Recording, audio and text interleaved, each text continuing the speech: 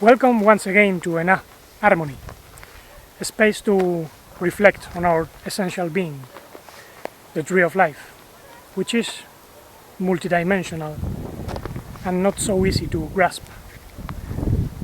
So today I'm going to speak about important keys so we can have a clear idea of what we are doing in this multidimensionality, which we can summarize in the development of 3 degrees of soul. I would call them the earthly soul, the vital soul, the stellar seed, which is a term very popular nowadays. It's a very mental type of soul with some higher type of understanding. But then we have to see a third type of soul, which I would call the Messianic soul, having nothing to do with the so-called religions. We'll see what I mean by Messianic. And while I explain what I mean by these 3 types of soul, I have a little walk, so come with me. This idea of the 3 souls is not new, because it was symbolized in ancient myths using always 3 characters. I could give you many examples, such as Japhet, Cam, and Shem, the 3 sons of Noah, and many other combinations in ancient myths, but this is not the purpose of this video. So let's simply focus on the 3 types of soul. The first is the earthly one, which is a soul that is born on the earth, not somewhere else. The earthly soul has a vital nature, very emotional, and can only grow up to a certain degree. This is why it has many problems to escape the matrix on the physical plane of the earth, and very often gets trapped in the so-called cycle of reincarnation, which in Hebrew is known as Gilgul, wheel. In Oriental teachings it's known as the wheel of samsara, chaotic manifestation. And this means this type of soul needs an extra help, which is not earthly, so to say. It must come from somewhere else. Now, the earthly soul can be born on any country, but it usually gets stuck on the third world countries in which the vital souls are recycled over and over again. And this is why third world countries are very easily controlled by means of religion and politics. That's what keeps souls from evolving, and they remain in a state of deep ignorance. They might have some purity of heart and they are very vital and strong. However, they do not develop a mental understanding.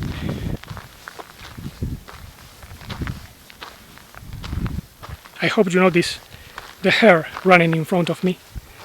This mount is full of them because they do not have many predators, unlike the vital souls, which are the favorite food of astral predators, unfortunately. And that's why they are kept in the cycle of reincarnation, mostly on third world countries, but also in second and first world countries, in which we also find conditions of extreme poverty and ignorance. Now, due to all these reasons, the vital soul needs to be helped by a mental degree of soul, which usually comes from outside the earth. This is why some call it the stellar seed. And as I'll explain later, it can come from different regions of the universe, and we learn about this influence in ancient stories which tell us about the true history of humanity. We must understand that the stellar seed grows inside the human soul that is born on a physical body as an embryo in a womb. And that is exactly what we learn in stories such as the one we find in Genesis 6, when we read that the sons of Elohim, the divine powers, the divine forces, saw that the daughters of Adam were beautiful, and they bore them children. That is to say, the stellar seeds were planted on indigenous people who already had a vital soul developed, and this generated a new type of being. In Genesis 6 we learn that the new sons came to be Nephilim, which means fallen ones. This is because the knowledge that these star seeds brought was too advanced for humanity at that time. Actually, other ancient books tell us the whole story.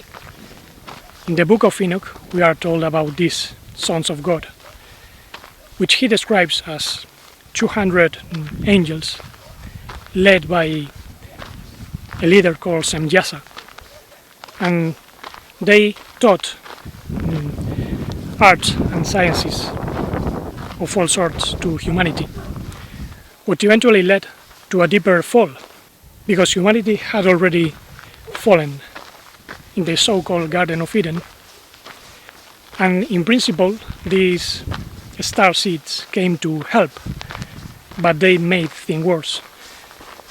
Actually, as we are told in the book of Zohar, Splendor, these star seeds, the so-called angels, messengers, were told not to come yet, because the situation was complicated, since the type of soul that had emerged in humanity was hybrid. Remember that Eve, humanity, was mixed with the serpent, which was a type of psychic being. And this type of psychic being was making things very difficult. And the messengers from other star systems thought that they could handle the situation, so they came, disobeying the advice. And this is when they began to teach arts and sciences, developing the so-called Tower of Babel in Mesopotamia. They also influenced humanity through Egypt, developing that huge civilization. Obviously the pyramids were built with the help of the knowledge of these star seeds that were growing inside part of humanity, which in those days was comprised of human beings that were much taller than us, much stronger, and obviously much more clever, since they had a more developed mind with the star seeds. But eventually these star seeds got trapped inside the human bodies because they could not handle the strong emotional nature of the human soul, which was hybrid. It was a very egotistic and proud type of soul, so they became very proud as well. We might say some star seeds probably became even more proud than they were when they came. Others were simply naive. And this fall was expressed in myths such as the myth of Osiris, that was dismembered by his brother Set, which symbolizes the forces of this world. And as the myth says, the members of Osiris were scattered all across the earth, even though they were gathered together by Isis, his sister, which was able to resurrect Osiris and give birth to Horus. This was a process of regenerating the star seeds that obviously reincarnated in later times, but obviously they were not able to cope with all the natural disasters on this earth, all the conflicts with native societies, which according to ancient myths clashed against the more advanced civilizations. A beautiful ancient allegory describes the process of dismembering of star seeds as the grinding of the wheat on a mill. There is a beautiful book called The Hamlet's Mill by Giorgio di Santillana. I recommend it to you, even though it's very technical. In Hebrew wisdom we also learn about the scattering of the sparks of Adam. So this means that there is something in humanity that traps the star seeds. So the human soul has to be cleaned up. And this separation of the wheat from the chaff is exactly the meaning of many of the parables that we find in the Gospels, Matthew 13, and also when Yeshua said that two will be on the field working inwardly, and there will be two women working on the mill, but one will be taken and the other left. Therefore we can deduce that the part that remains is the fallen nature, whereas the woman that is taken is that soul that is elevated and even taken back to its origin with a greater development, because the star seeds come from different regions of the universe. One of the most famous is the Pleiades. This is why in scripture we read about the sweet influence of the Pleiades. That's in Book of Job, chapter 38, if I'm not mistaken. But we also hear about Orion, which in Hebrew is Kasil, which means moron, idiot, because the star seeds that came from Orion, the system to which the Sirius star system belongs, those star seeds were the ones that fell in Atlantis and later on in Egypt. They were called morons because of that, even though Sirius is regarded as the star of wisdom and also the dog star. But obviously wisdom can be fallen, as Sophia. Ophis is serpent, the wisdom of the serpent. And we all know what the wisdom of the serpent has generated in this wonderful planet. It obviously made the situation worse, but we should not blame anyone. We are together in this, and we have to come out, assume responsibility. There were obviously other star regions such as Andromeda, Pegasus, which were famous in ancient times, indicating the origin of these star seeds. But now we must understand that all these stellar regions are a soul reservoir, in which obviously souls, even though they are more spiritually developed than many human souls, they also have to evolve. And they usually come into less developed planets in order to help and evolve by helping others. But they do it following rules established by the architects. Architects that decided to split the universe in two sides. They were the ones that came out of the tree of life, and they decided to establish their own reality because that was their nature. They revealed themselves. And we must understand that the reservoir of souls, the stellar region, is usually known in the Sephirotic tree as Binah, the sphere of understanding, because souls, as I said, come understanding that there is what the architects call the universal project, which is a project of learning by means of overcoming duality, but with conditions such as paying debt, sowing and reaping, what in Oriental teachings is known as karma, which is overcome by means of dharma, the law. And that's exactly the same idea we find in the Torah of stone, not the Torah of light, but the religious teachings in which you must behave in a certain way so you can receive some benefit. But as we will see, this is not the way taught by Yeshua. Actually, we simply have to realize the consequences of this universal project of duality. They have been catastrophic. So much suffering and pain has been generated that we must understand that's not the true way of life.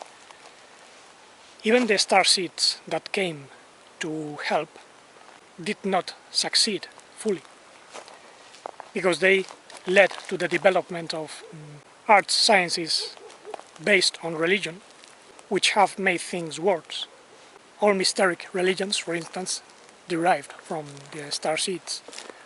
Others were inspired partially by the architects, and they were partially handled by some human souls, and they got into conflict with the mysteric religions, obviously. And all of them have failed because humanity did not evolve as it should have evolved. And obviously I'm not just speaking of ancient star seeds and ancient religions, because there are modern star seeds that arrived to help, and they were not successful either. Notice, for instance, how in the 60s there was a new wave of star seeds. That's when the counterculture emerged. However, it was not exempt from dark influence either.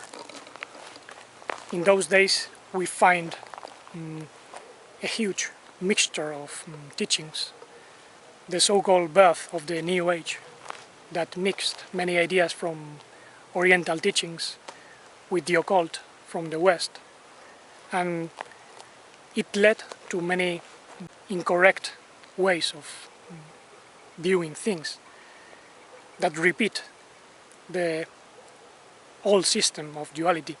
This is why in the New Age we hear about karma and dharma and establishing contracts in order to evolve. This is part of the old system. It has a new shape, a new disguise, but in essence it's the same. And it didn't work because it never worked. It's true that in the 60s, 70s, that new wave of star seeds that began to arrive and continue all through the 80s, 90s, and even in the new millennium, brought innovations, especially in the field of music. It comes to mind the Beatles, for instance, and many other artists that brought a new way of understanding music, as many others had done in the past. Many of them were obviously star seeds, but they got mixed with the obscurity of this confused human culture, We cannot think of the counterculture without drugs, especially LSD, and the obsession with plants such as ayahuasca and other things that do not help humanity. Many think they do, but they never did. Now, beside all that, we must also distinguish different kinds of star seeds, because they are not all the same. We hear about indigo children, crystal children, rainbow children, which is a combination of both. They are very sensitive. They usually have facility for artistic expression, even though they are different. Indigo star seeds, in which some of us fit, usually go through traumatic experiences in childhood, but they have a very strong psyche. And they find difficulty in accepting unjust actions. This is why they rebel. They find difficulty in accepting systems of education and work established by society. For instance, I went through 5 schools. I never repeated any course, but I found very difficult to accept that way of education.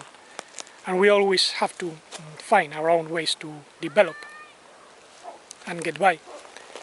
Crystal children are described as more pacific. They are not as rebellious as the star seeds called indigo. Crystal children tend to be more loving and compassionate even in later stages of development. And this might mean that they already have a Messianic quality, which is actually the theme that I want to develop now, even though it's getting a bit dark. I hope you can see anyway. The star seeds that come from different regions cannot evolve without the influence of a higher type of soul that does not come from the source of the architects, the stellar regions, but it comes from the original source. This is why Yeshua always spoke of the Father of lights, whose love, universal conscience, life, and serenity has nothing to do with establishing contracts. If you give me, I give you. If you fulfill the law, I let you come in my kingdom. No, this is not the way of unconditional love. Unconditional means without conditions. This is why receiving a Messianic soul implies digesting the teachings of Yeshua, which are the most complete. He is the main archetype of the Messiah, because other divine messengers, as Krishna or Buddha, did not teach about the full vision, the whole situation. And Yeshua spoke of the architects. Yeshua gave us the opportunity to become cells in the Son of God, which is the Messiah, that comes as a universal being to the planets in order to rescue the fallen human souls and star seeds that have been trapped in the cycle of reincarnation. And this is why the teachings of Yeshua have nothing to do with being a Christian or a Jew in the habitual sense. In Hebrew, Yehudi, Jew, means to be a door for the light of the Father, a door for the divine verb. And Christian, in any case, would be someone anointed with the divine verb, because Christos in Greek is anointed. And Messiah comes from Mashiach, which in Hebrew is anointed with the universal conscience of the Father of lights, not the conscience of the star seeds or the serpent, because the fallen cherub was also anointed, as we read in Ezekiel 28. Being anointed does not mean we are enlightened. because we can be anointed with the fallen wisdom of the serpent, Sophia. Actually, the serpent has generated all fallen wisdom and religions of the world, and they never worked. Therefore, we must become very aware of the divine origin so we can play the role of true messiahs on earth. Because the Messiah is a universal being that comes to help even those that could not help themselves and others.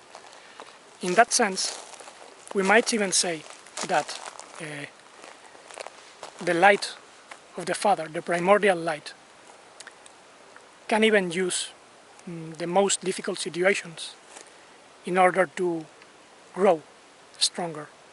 Because as Yeshua explained, the Messianic soul is like a seed that falls into the earth and breaks the shell, dies, so it can be born as a tree of life. We are born into human bodies with human souls, or even star seeds, and in spite of any darkness, if we are really connected to our Messianic root, expressing the true love, universal conscience, life without lies, without mysteries, and serene in contact with the divine nature, Elohim, then we can overcome any difficult situation. So let's give up all mysteries, all religious attitudes. We are not condemning, we are not considering ourselves higher or better than anyone. This is a question of growing fully, assuming even a greater responsibility, because the Messianic soul cannot fail. If we are receiving the light of the Father and we fall back into the old ways, we might be in trouble, because the divine light can generate such a remorse of conscience inside that this can make us sick or generate a disconnection and leave us trapped again in the Gilgul, the wheel of reincarnation. So let's break all contracts of death and disease at will. This is something that we can do, having already the connection with the source. And this means we don't believe that if we do this or that we will obtain some benefit or others. And this also implies not worrying about all the debts, all the past mistakes. All that's gone. This is more a question of being and not doing. We don't have to follow rules, but simply express the unconditional love, connecting ourselves to the universal conscience, the primordial source of life, where there is no death, and always with serenity. If we assume the new nature, we cannot allow ourselves to be deceived by the fallen nature that we are carrying, but this is just the shell. Someday we'll leave it behind and we'll keep evolving in deeper dimensions with our true multidimensional being of light, experiencing beyond all pain, suffering and death. And since it's getting very dark already, I leave you for now. Let me know what you think about this, if you wish, on the comments. And if you subscribe to the channel and want to receive notifications, click on the bell so you can know when the videos are come weekly. And until the next time, blessings.